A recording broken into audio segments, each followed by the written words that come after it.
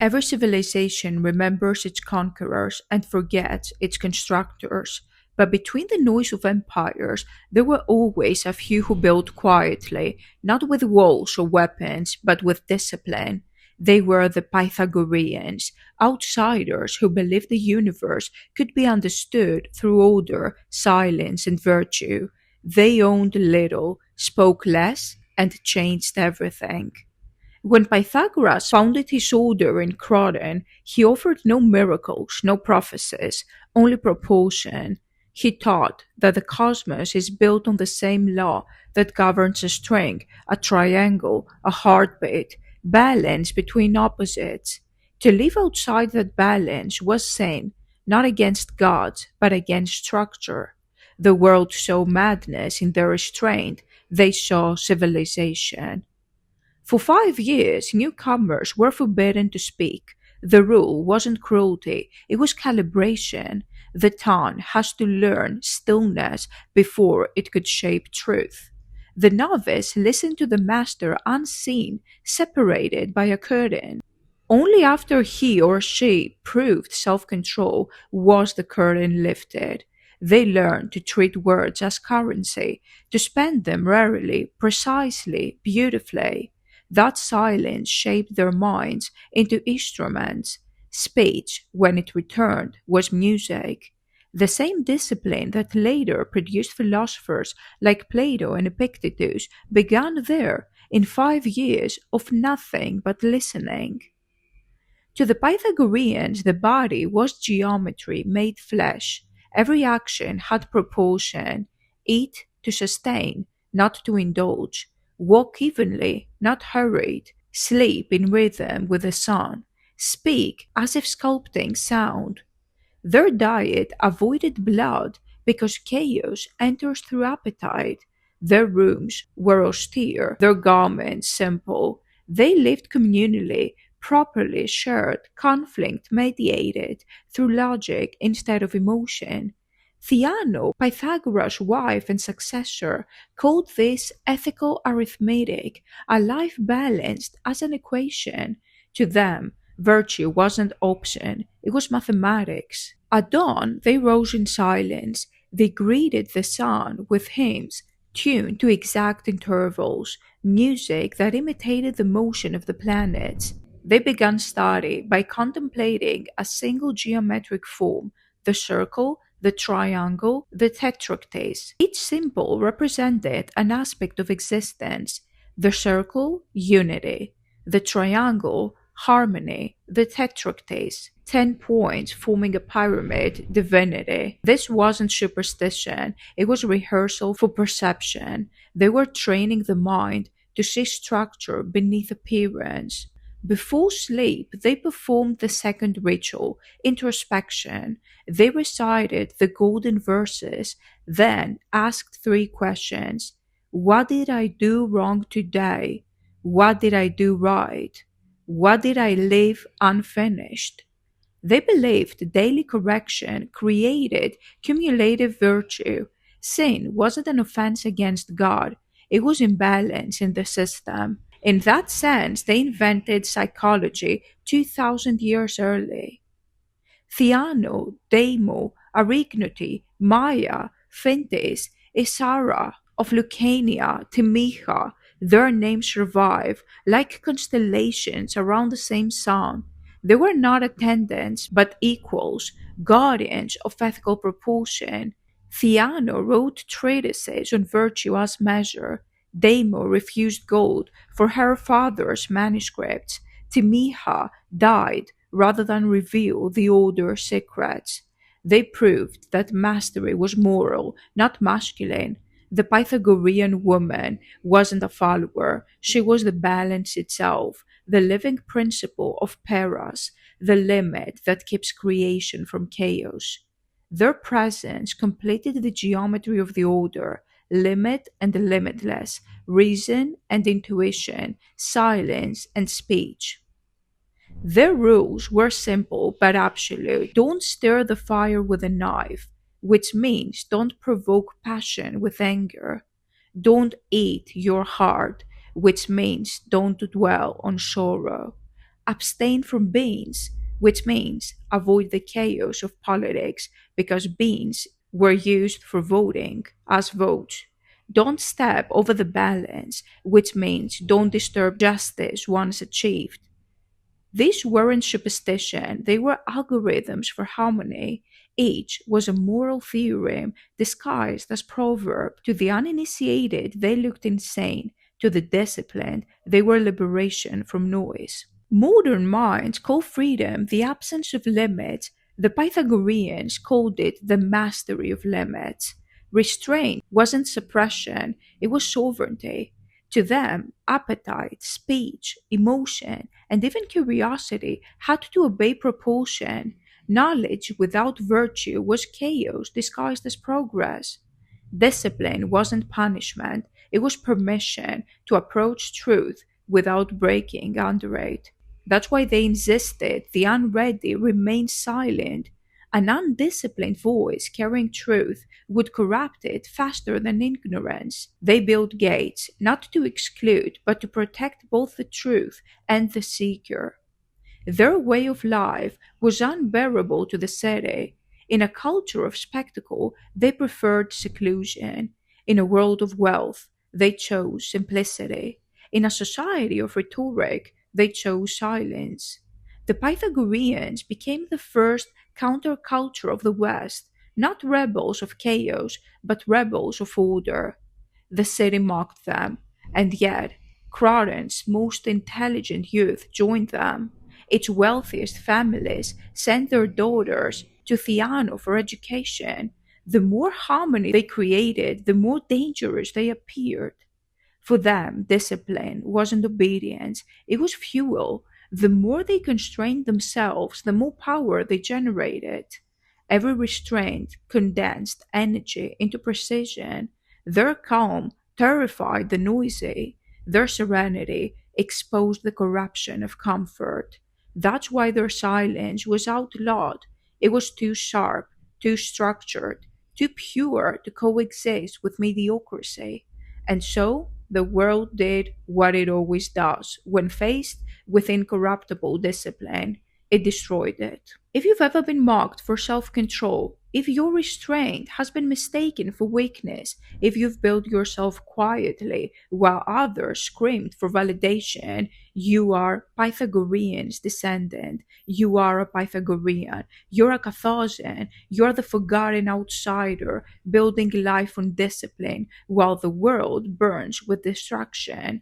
For those who build through restraint, join the Catharsians today on Patreon. The Pythagorean path, discipline before freedom, silence before speech, Diogenes' peril, simplicity as rebellion, the Aurelius Council, the new architects of moral proportion. Freedom without structure is collapse. Join the Catharsians today on Patreon and reclaim your suppressed power. Discipline looks small from the outside. To the lazy, it seems limitation. To the crowd, it looks lifeless.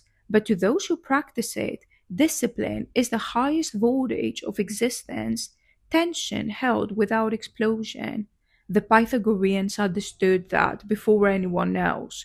They discovered that control creates energy and that every small restraint is a form of fire. Their community in Croydon functioned like a perfectly tuned instrument. Silence created focus, routine created rhythm, shared property erased envy, measured speech turned debate into discovery. In a world built on impulse, they proved that order could outperform chaos. Their laws didn't require punishment, their citizens self corrected.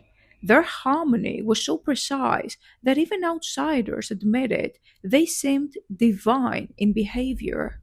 But the more perfect their balance, the more dangerous they appeared to the unbalanced. Tyrants can rule over passion, they can manipulate greed, provoke hatred, weaponize ignorance, but they can't control discipline. A man who obeys only reason cannot be bribed. A woman who answers to virtue cannot be seduced by comfort. A community that measures itself by harmony rather than hierarchy cannot be enslaved. That's why the disciplined are always persecuted.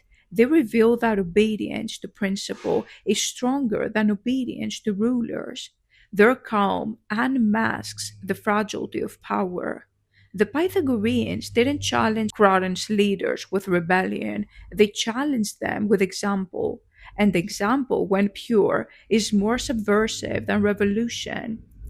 Discipline costs more than chaos ever will. It asks for patience in a world that rewards noise. It demands loyalty to invisible results. It turns every moment into a test of balance. The Pythagorean carried that weight with quiet pride.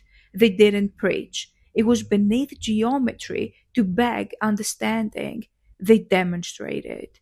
They ate with deliberation, walked in measured pace, spoke in complete sentences. They lived as if every gesture mattered because to them it did. They believed that even the smallest imbalance, a raised voice, a selfish act, distorted the entire field of harmony. They weren't fanatics, they were engineers of being. Stillness is often mistaken for passivity. In truth, its pressure held perfectly. A Pythagorean could sit unmoving for hours, meditating on form, number, or memory. Their silence was not absence, it was focus compressed into readiness. When crisis came, they acted without hesitation because the decision had already been made in principle. No panic, no debate, only geometry applied to behavior. That's why their philosophy produced soldiers who fought without hatred, judges who ruled without bias, and scholars who created without ego. Discipline removed emotions' distortion and left only propulsion. Speech was their ultimate test. Words, they said, are like arrows. Once released, they cannot be recalled. Every phrase had to be earned through silence. Pythagoras warned, "Let not your tongue outrun your thought." He believed language should heal imbalance, not create it. His students practiced days of wordlessness before public discourse. When they finally spoke, their words carried weight that echoed for centuries. Even now, the brevity of their maxims, know thyself, nothing in excess, choose the better course, contains more density than entire libraries of modern rhetoric.